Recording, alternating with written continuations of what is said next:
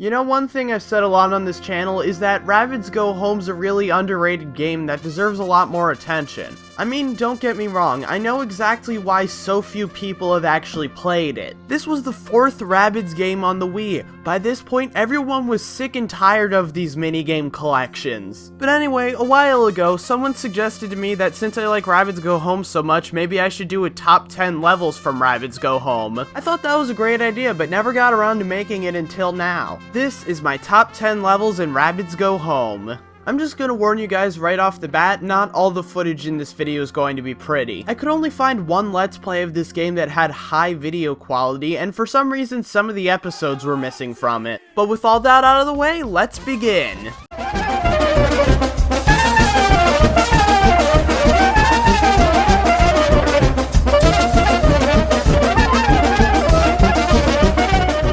First level on this list is Rabid. This is one of several mall-themed levels in the game. There are certain things that set this level apart from the rest for me though. First off, for some reason I really find that red pipe segment memorable. I don't know why, something about it just really makes me remember it. Another thing I like about this level is that it sort of has a mini story arc in it. It starts off by you terrorizing this poor guy in his pet shop, and he ends up knocking over a dog crate and tries to stop you at various points in the level. First he tosses the red inflatables down the stairs, and then he goes and grabs his suit and goes to confront you inside the toy store. And he goes down really easily. Well, this is an early game level, what did you expect? Also, that slide's really cool. So cool that it actually got a reappearance in King of the Pile. But it does make you question, what kind of mall has a slide like that? Especially one that leads to the bathroom of all places. It's Rabbids. The series isn't exactly known for its logic. It's more so known for its lack of it.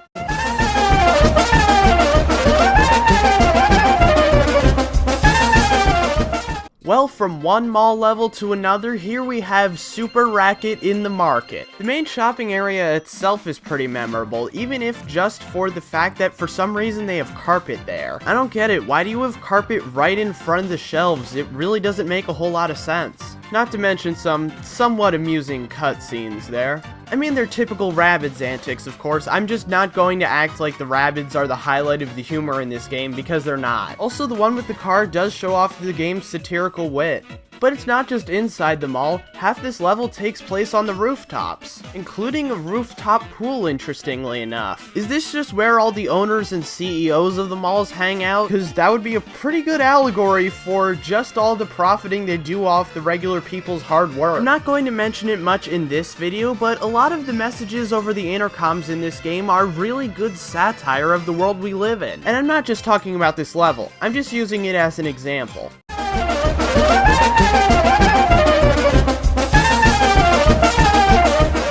Atomic Rabid Blast certainly is a unique level. Basically, the gimmick of this level is that everything's dark, and in order to light things up, you need to run over the green toxic waste that's in there. Oh yeah, I forgot to mention, we're robbing a nuclear power plant. Due to the one-time gimmick in this level, it's actually quite challenging by this game's standards. And it's only in World 3. Also, there's one really good running joke in this level. Basically, there's one power plant worker who's panicking because he noticed the Rabbids, and he's trying to convince his coworker that the Rabbids have broken into the power plant. And he just keeps getting more and more panicked as the level goes on.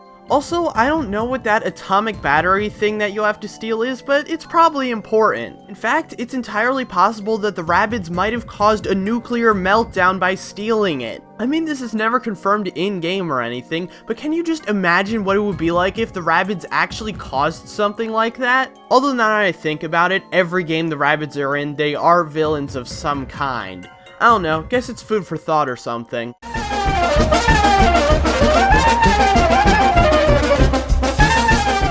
You know, there are a lot, and I mean a lot, of airport-themed levels in Rabbids Go Home. And On Catastrophe has to be my personal favorite of them. We got some pretty cool-looking scenery in a baggage claim area, a pretty decent battle gauntlet, that awesome segment in the vents, and the return of every player of this game's nightmare, the Neatbot. Okay, there aren't really enough fans out there for me to gauge the general consensus on this thing, but when I was little, it was the stuff of nightmares. Not Not because I found it scary, but because I found it tough to avoid. I can easily deal with it now, but back then, I found it really tough to avoid. The one thing I don't get about this thing, though, is the fact that its debut appearance was in the first level in the game, and it's not like it was any easier either. It's in the past, and either way, this is still a fun level.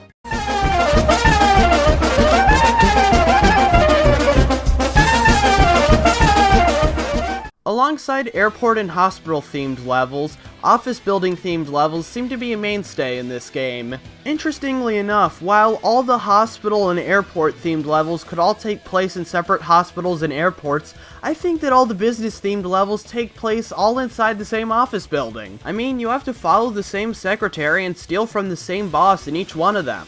Oh yeah, I forgot to mention, the reason these levels are so prevalent is because they all share the same gimmick. In the portions where you follow Sandra, you actually have a time limit. If you don't get to the end in time, you'll be locked in, I think. They're not exactly clear on that front. This is the last of the office-themed levels in the game, and one thing I like about it is that, like a lot of the late-game levels, it makes you feel like the humans are getting more and more desperate. Sandra's actually wearing a Verminator suit, and unlike normal where the boss just gives up when you get to him, he actually takes the safe and runs away and forces you to go through a gauntlet in order to get it. But just like everyone else, he ends up being thwarted and getting robbed again by the Rabbids.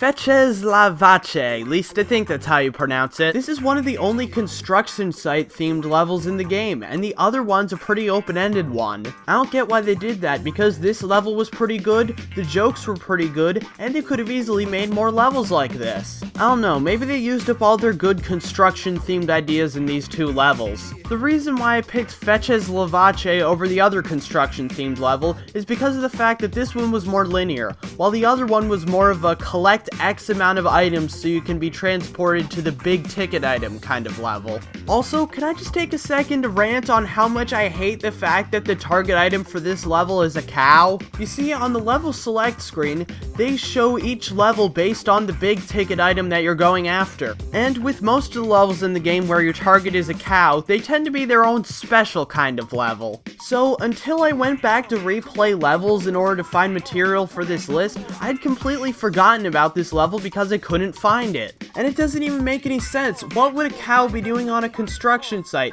They could have easily just made the big ticket item a piece of construction equipment. Or, you know, put something about construction in the title. And I get it, the Rabbids typically don't make a lot of sense, but here I feel it actually hurts the gameplay because you can't find a level that you want to play. Sorry if that rant was tedious, I just had to get it off my chest. On to the next entry.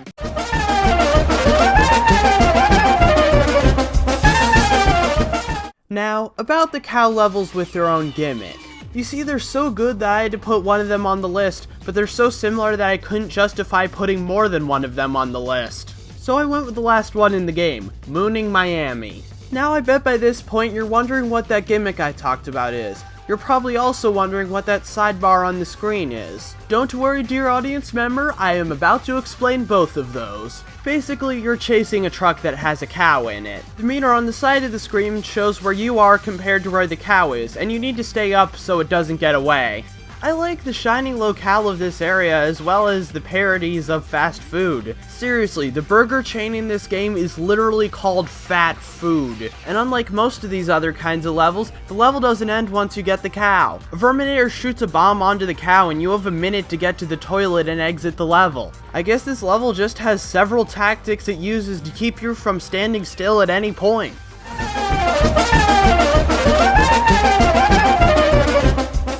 I've talked about several levels in this game having mini storylines of their own. This level, on the other hand, concludes a story arc that's been going throughout the entire game. That being the romance between the sick patient Barney and his nurse Betty. At the beginning of this level, they're finally about to tie the knot in a pretty fancy looking wedding hall. Then of course, the Rabbids crash the party and kidnap Barney again. Then the actual level begins. Just like the other Bubble Bed levels, there are some platforming elements present in this level. And let me tell you, at least to me, this is the toughest level in the entire game.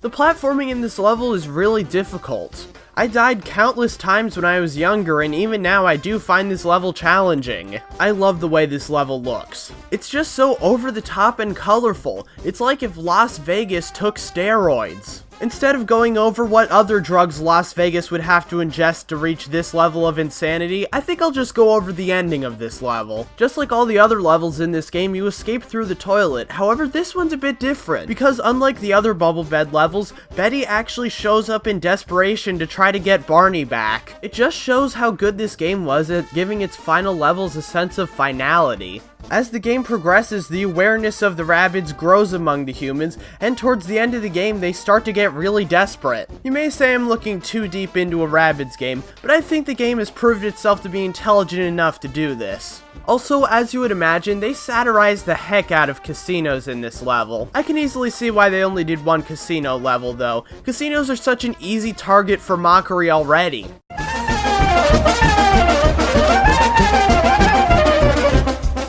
So, what makes me put Rules for Tools on this list above all of the other Office levels? The answer, my friends, is simple. Sheer memorability. I don't know what it is, but whenever I think of Office levels in this game, most of the areas I think of are the ones from this level. The area with the red bumpers, the turret room filled with paper, or even the freaking gray lobby. I guess I can't really give specific reasons as to why I like this level, I just do. And it's strange when you think about it because this level really isn't anything all that special, I just like it.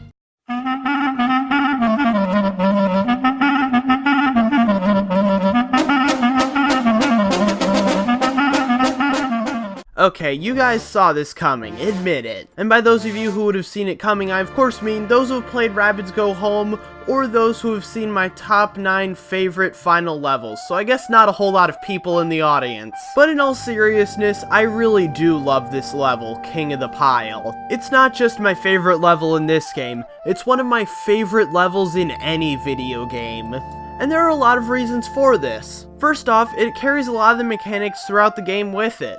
The level has a good battle gauntlet, some Verminator equipment to avoid, and some generally precarious situations. The scenery in this level's great. I love both the way the giant mound of trash and the human city in the background look. This is also one of the best concepts for a final level out there.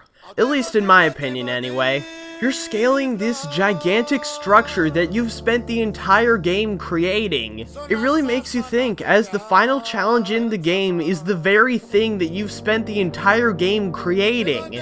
But that's not all, it also shows just how much of a threat the Verminators are. They finally caught up to you and placed a bunch of traps on your home base. And there's another interesting thing about this level, the music. Whether it be because of how dangerous your own creation has become, how the Verminators managed to hit so close to home, or just the fact that your journey's almost at an end, the music in this level is surprisingly somber.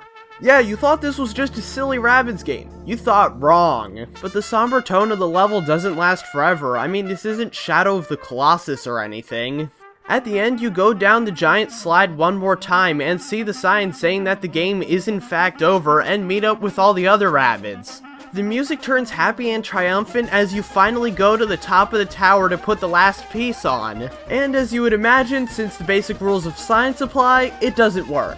And I still really do like that ending. Both sides end up getting what they want. The humans get their stuff back and get rid of the Rabbids, and the Rabbids end up getting to the moon. Which I think is a really good ending to this game, because you don't really want to see either side unhappy. You want the Rabbids to be happy in the end because you've been playing as them the whole time, but you don't want the humans to be all distraught either, because the Rabbids are kind of the bad guys of this story. Overall, King of the Pile was an amazing level, and the perfect ending that this game really does deserve. I'm Defoffilizer, and I'll see you guys in the next video.